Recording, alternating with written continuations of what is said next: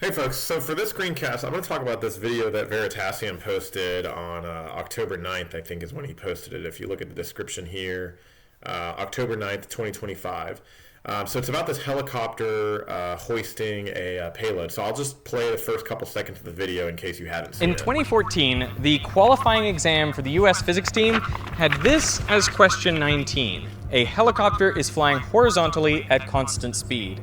A perfectly flexible uniform cable is suspended beneath the helicopter. Air friction on the cable is not negligible. So which of the following diagrams best shows the shape of the cable as the helicopter flies through the air to the right?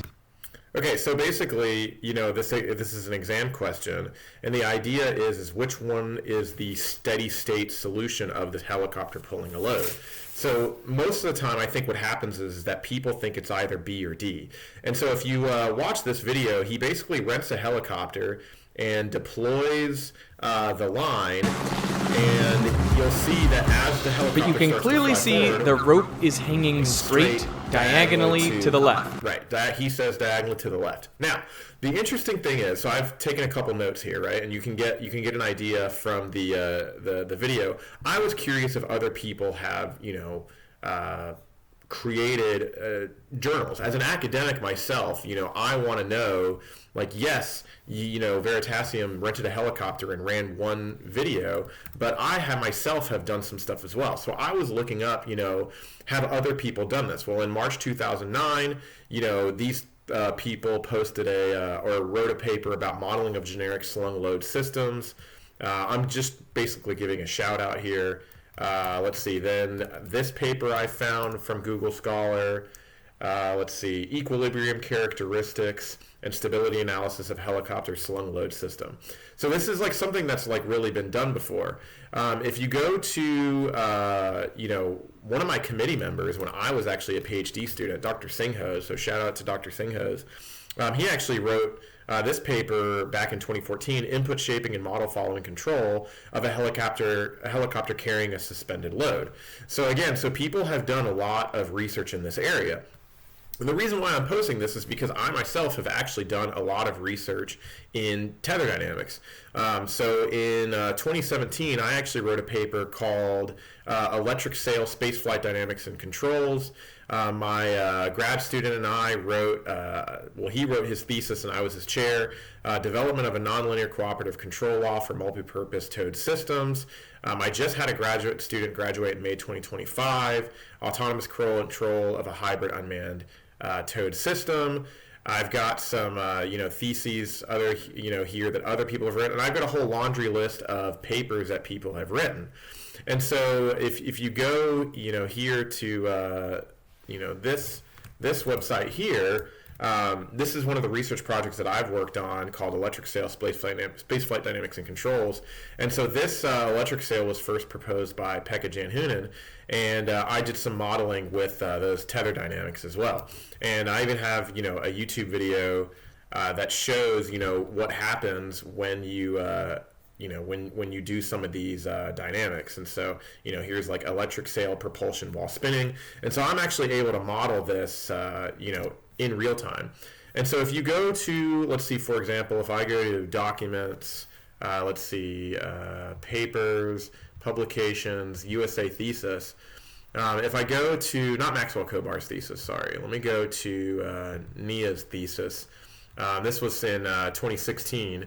So if I scroll down to the mathematical model that he's doing, he's essentially modeling, let's see, a quadcopter towing a airplane. And so you see there's like a bunch of little individual tether bead elements. There's this whole dynamic model here for the quadcopter and the airplane. And he goes through the dynamic model for all of these. Now this model was originally developed by a lot of different people, but I have to give a shout out to my advisor, Dr. Mark Costello, who originally created a lot of these dynamic equations and the code that I'm about to show here in a few seconds. And so here's the tether bead model. It's called a viscoelastic tether bead model. And essentially what you do is you assume that the tether is uniform, and rather than making it a long continuous tether, you concentrate all of the mass you concentrate all of the mass into individual tether bead elements. And each tether bead element is connected to each other through this viscoelastic model where you have a spring stiffness here and a damping coefficient. And so if I go back to my code here, there's actually this code called TOSIM. I don't have like a preamble for it, but it's basically this code. It's on GitHub. I can probably pop over to GitHub real quick. Cmontalo251 tosim.git. So this is open source. It's written in Fortran. It was originally developed by my advisor, Dr. Mark Costello. You know, he's a product of the 70s. And so he wrote all the code in Fortran. And so we've actually simulated a few things with this code. And so if I go to this project here, Toad Magnetic Anomaly Detection, we've been able to simulate this here. Let me show you. You know, we were talking about towing a projectile behind a helicopter, and so we've done a lot of this modeling. Now, unfortunately, in this photo, you can't see the tether, so again, I can't necessarily refute or deny the Veritasium video, but I've gone and simulated it, and you'll see that actually I have this example simulation with a Apache helicopter towing this system here. And you'll notice, if you go back to the original video that Veritasium posted, you know, you go back here, is the rope diagonal or is it curved? Well, according to my simulations, it's curved, right?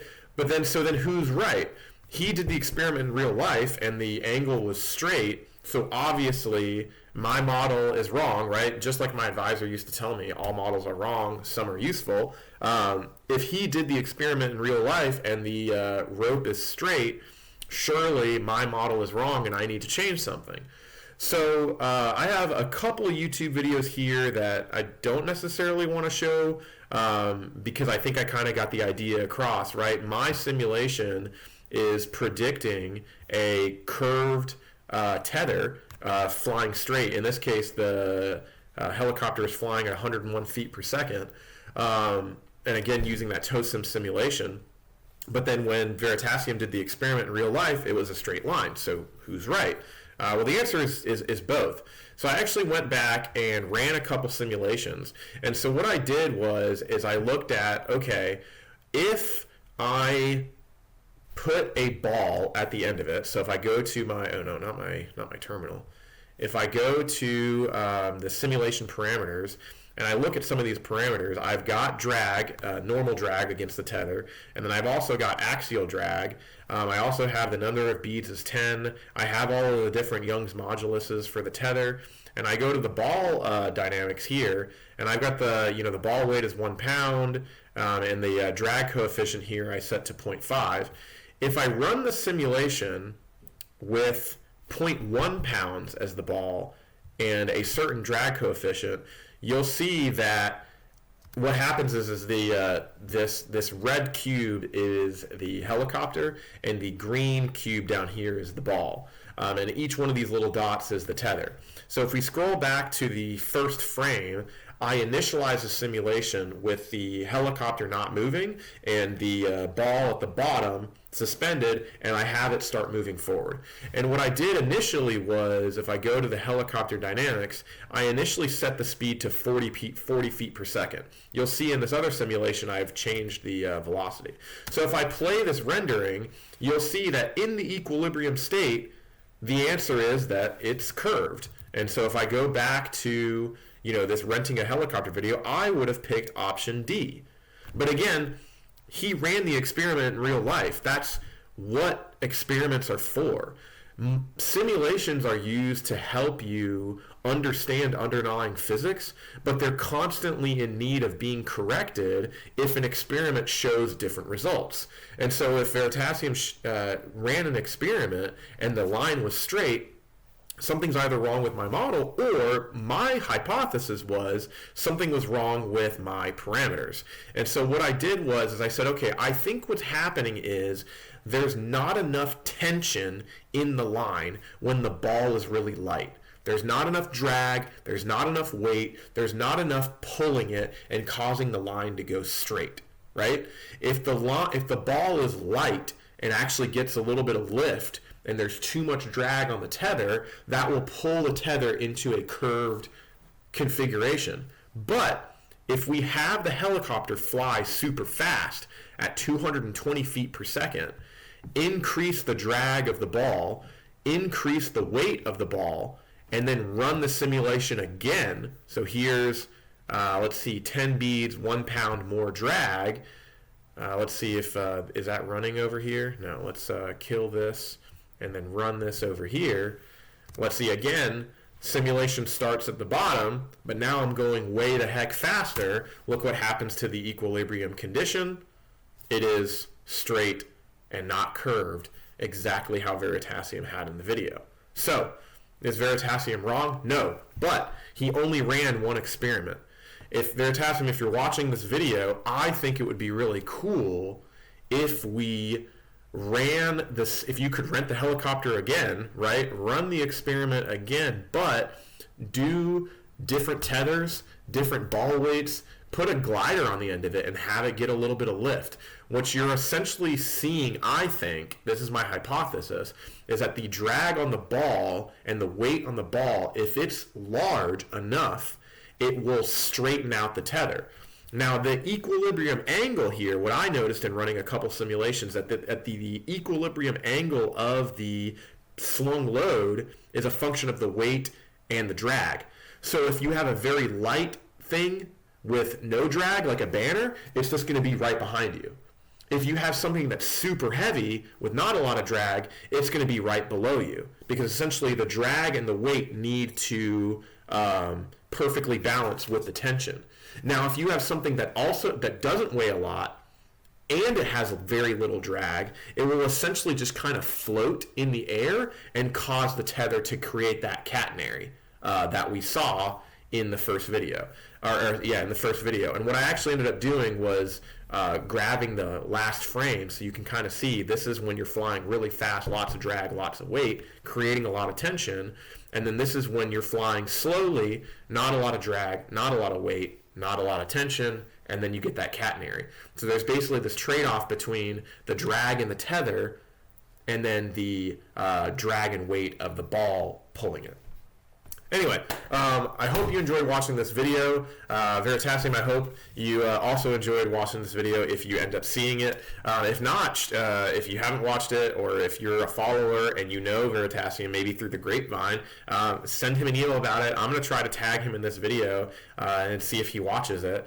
And hopefully we can get some collaboration going. I think the experiment is really cool, and I think matching flight experimental data to simulation data is some of the stuff that I find most enjoyable.